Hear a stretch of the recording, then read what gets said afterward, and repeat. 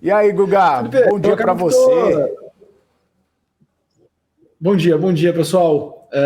Já entrei aqui falando, aqui animado, estava escutando. Eu acabo que fico animado com as correções do mercado, tá? Porque, querendo ou não, nos traz uma assimetria melhor, né? Uma relação de risco-retorno melhor para quando a gente tiver alguma oportunidade. Como a gente vinha conversando ontem, algo precisava ser definido, né? O mercado precisava dar uma resposta positiva no curto prazo, que se não desse uma resposta positiva, a gente iria acelerar as correções e em direção aos 112 mil pontos, que é o nosso número de queda, né?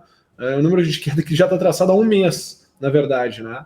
Então, a gente tinha alguns sinais de que poderíamos, de fato, esperar algum gatilho operacional para irmos às compras, não veio, né? E aí o contexto se desfez. E pior, Felipe, porque o que acontece, né? Eu vinha comentando que, no primeiro momento, a gente teria um aumento na volatilidade do mercado com uma resposta positiva, coisa que aconteceu lá no dia 19 de agosto, né? A gente teve essa movimentação, e depois a gente deveria cair a volatilidade, diminuir a volatilidade.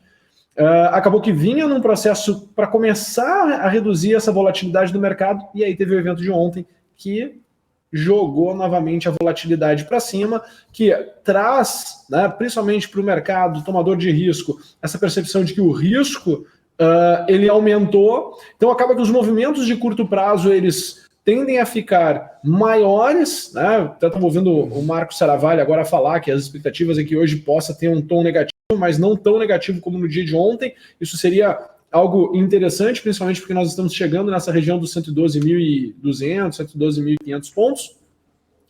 Seria interessante diminuir um pouquinho essa intensidade da correção, mas, né, o fato da volatilidade ter aumentado, esses movimentos, mesmo que a gente tenha um repique de alta, né, Felipe? Aqueles repiques que eu estava imaginando que a gente poderia voltar a 123 mil pontos, 125 mil pontos, esses números, eles acabam que ficam um pouco mais para baixo. Tá? Um ponto interessante também, Felipe, lembra que quando a gente teve aquela alta ali no 19 de maio, eu comentava da importância do mercado mostrar mais força, né? Conseguir chegar ali nos 123 mil pontos, ele não conseguiu chegar aos 123 mil pontos. Então existia, né, uma expectativa, mas, né, uma expectativa de que poderíamos melhorar, mas não tivemos um gatilho positivo, pelo contrário, o mercado se intensificou para baixo. Então acaba que, como a gente conversou ontem, né? Acaba que para quem está com caixa, quem tem disciplina, quem tem estratégia para estar comprado ou não está comprado, né, consegue olhar de forma muito mais tranquila. Então, assim, até quando acontecem esses movimentos e vão se intensificando, né, eu começo a ficar mais feliz porque eu consigo enxergar com mais clareza as janelas de oportunidade que vai se ter depois, né? Então, fico mais relaxado até mesmo para poder me posicionar depois no mercado. Obviamente, né? Onde é que tem o drama? Né? Eu gosto de comentar muito que o mercado financeiro ele é muito dramático, né?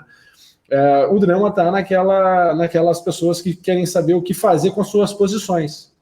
Né? E aí cada caso é um caso, cada investidor tem uma exposição diferente, né? Tem que olhar como é que está estruturado o seu portfólio e olhar, né, para que surgir uma janela para se tomar risco de novo, tomar posição de novo, né, que possa tomar de forma, não é que seja com uma inteligência, né, com uma estratégia seria uma inteligência, né, de um porquê bem desenhado de se estar tomando posição ou não. Ô Guga, tem pergunta aqui no nosso chat, né? Inclusive até para colaborar aqui com a minha próxima pergunta. O Peter tá falando assim, pergunta para o Guga aí se chegaremos aos 110 mil pontos na projeção dele. E aí o Gleiciano tá perguntando, na sua opinião, qual que é a melhor oportunidade nesse momento da Bolsa, aproveitando que você falou dessa janela. Aí se você puder dar uma olhadinha aí, ver no gráfico o que você consegue projetar, como que tá o futuro hoje.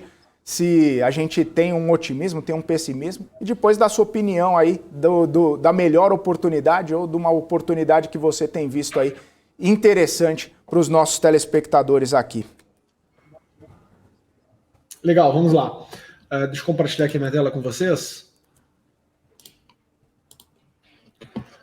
Primeiro, a movimentação de correção que nós estamos tendo e para onde as coisas podem continuar indo, tá? O nível que eu estava olhando aqui como divisor de águas era de 116.500 pontos. Tá? Nota que a gente teve a primeira resposta positiva. Eu queria que essa resposta aqui a gente tivesse chego pelo menos a 123 mil pontos. A gente não chegou. tá? Ela não conseguiu ter intensidade. Por que era importante chegar aqui aos 123 mil pontos, Felipe? Porque quando nós olhamos o último ciclo que nós tivemos aqui, intradiário, né, ele precisava chegar numa projeção um pouco maior para mudar o viés dos participantes. Tivemos essa movimentação de queda. Eu acredito que essa queda de ontem é uma derivada da manifestação do 7 de setembro. Eu acho que as expectativas que o mercado tinha para o dia de 7 de setembro era em cima do dia em si. Aqui a gente vem em função da derivada. O que é derivada? É toda essa movimentação dos caminhoneiros. Tá? Isso é uma derivada do evento em si, não foi o evento em si, tá? Que trouxe, né, esse sentimento pessimista e traz o mercado aqui para os 112 mil pontos. Meu número é 112 mil pontos, porque é um número em cima dessa estrutura aqui de correção, se eu olhar o mercado como se o mercado estivesse corrigindo desde janeiro, ou seja, o ano todo foi um processo de correção em duas etapas. Deixa eu trazer aqui de volta. Aqui. O ano todo foi um processo de correção em duas etapas e ela fecharia aqui nesses 112.250 pontos. Agora, se a gente chegar a 110, aí eu acredito que o buraco será mais embaixo e eu vou precisar olhar, eu vou precisar interpretar, fazer uma análise de um movimento mais longo, tá? E aí, assim, bom, tem que estar no radar, né? Deixa eu mostrar aqui para o pessoal. Não queria falar ainda desses cenários muito pessimistas, até porque a minha cabeça não é a cabeça mais pessimista, eu sempre sou um otimista com o dedo no gatilho, né? Mas por hora nós estamos em movimento de baixa, nós estamos em tendência de baixa, e o número que eu tenho que interpretar aqui, olhando todo o ciclo, né, é este aqui, ó. Tá? O número que eu estou olhando aqui todo o ciclo é este aqui. Se for deteriorando, né, a nossa segunda etapa de queda sempre tem evidências envolvidas, então aqui era realização de lucro, aqui são evidências que estão acontecendo. Poderia voltar o mercado, aí sim, ó, até aqui a região dos 101 mil pontos, tá? Uma vez que aqui nós tivemos uma queda de 50%, então quando eu faço a derivada, né, dos 50%, eu tenho aqui o nível de 70,7, que seria exatamente voltar aqui para os 101, 102 mil pontos, tá? Então, é 112 ou o buraco fica mais embaixo, né, como se fala, né, o buraco mais, né, ficou mais embaixo, e aí a gente vai ver o mercado ir para um patamar mais inferior. Quando a gente olha para trás, né, é aquele topo ali, aquela região que nós trabalhamos ali em agosto de 2020. Tá? Então, esse é o meu cenário, esse é o meu contexto. Lembrando, tá, todo o ciclo do mercado, ok? Todo o ciclo do mercado, a segunda etapa de correção, a segunda etapa de queda, vamos assim dizer, em qualquer ciclo, e isso pode ser uma estrutura de correção, pode ser uma estrutura lateral, ou pode virar uma estrutura de expansão, onde a intensidade do movimento, do segundo movimento do ciclo, ela vem junto com muitas evidências e faz com que o contexto todo do mercado mude. Mas enfim, a segunda etapa do ciclo, ela é a base de referência para um novo ciclo. Tá? Então, aqui em cima, eu estava com uma expectativa positiva, né, uma vez que a gente tinha uma resposta, né, se a gente fosse olhar aqui em questão de estrutura de comportamento, eu tinha uma resposta como esta aqui, então eu tinha uma projeção, só que eu não tive um gatilho operacional. Então, era atenção, mas não teve um gatilho operacional, não teve uma execução, né, vamos assim dizer, uma coisa é a análise, né? Uma coisa é tu perceber que existe uma oportunidade. A outra coisa é, de fato, tu ter um gatilho, tu ter um porquê claro e objetivo, porquê está posicionado. Né?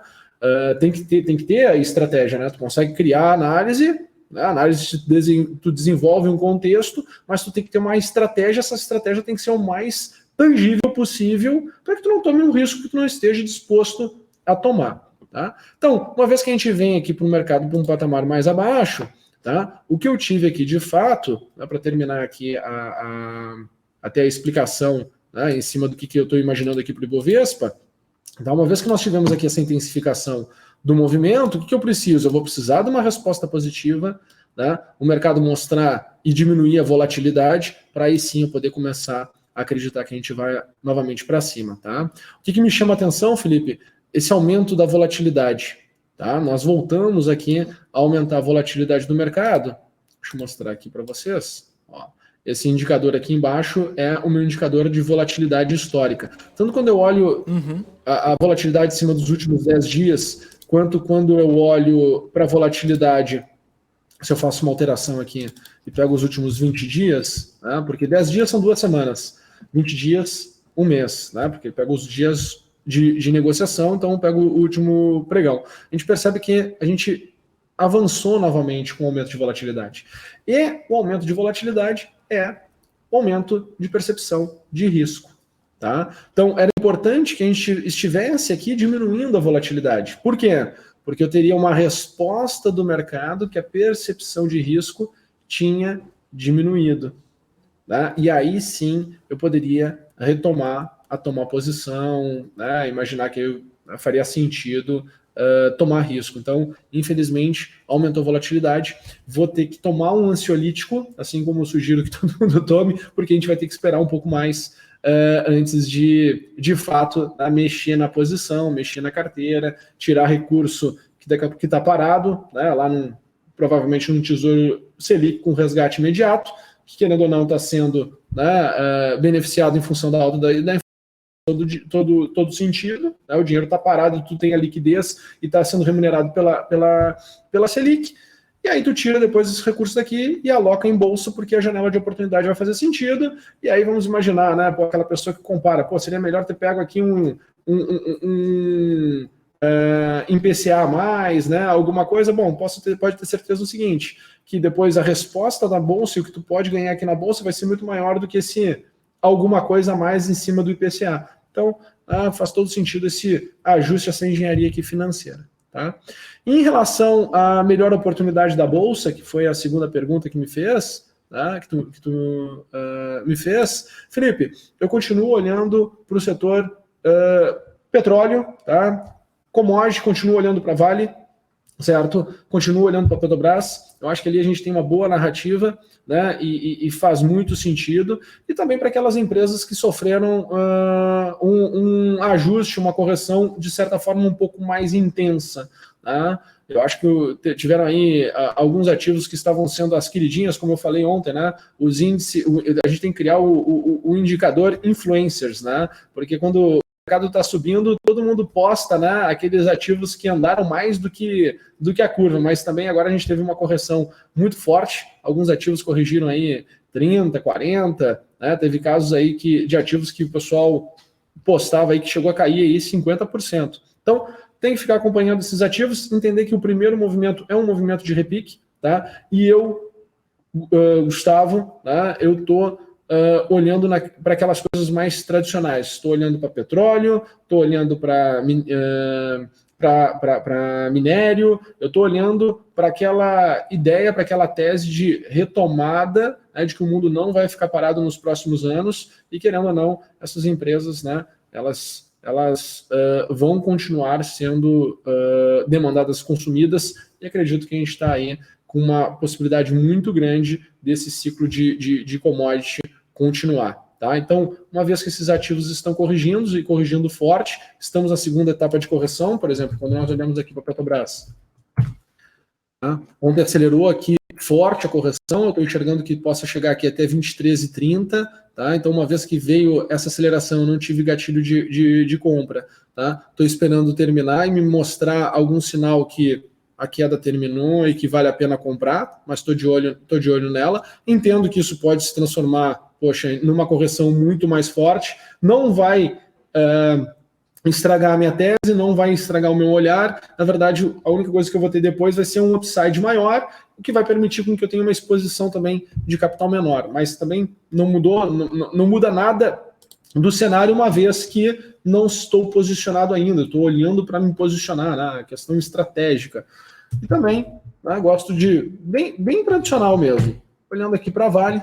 Estou olhando aqui também a segunda etapa de correção. Nós tivemos aqui a primeira etapa de correção que começou ali em maio, entramos aqui na segunda etapa de correção, e aí eu estou acompanhando aqui esse nível de 96,50, podendo chegar até 91,50. Então estou acompanhando aqui esse cenário. Notem que Vale já vem diminuindo a volatilidade, porque ela já vinha em processo de correção. Nota que o processo de correção aqui, nós tivemos um aumento na volatilidade, e agora, dentro deste contexto, dentro deste período, a gente vem vendo ela diminuindo a volatilidade. tá? Então já estamos aqui desde maio em um processo de correção. Acho que é interessante também, né, todo investidor aprender até mesmo aonde que foi que o mercado ficou mais vocal e falava com convicção de Vale e aonde o preço está agora, né? Porque se tu for olhar, nós voltamos aqui para os níveis de preço de janeiro, tá? Mesmo que Vale tenha tido no meio do caminho uma valorização aqui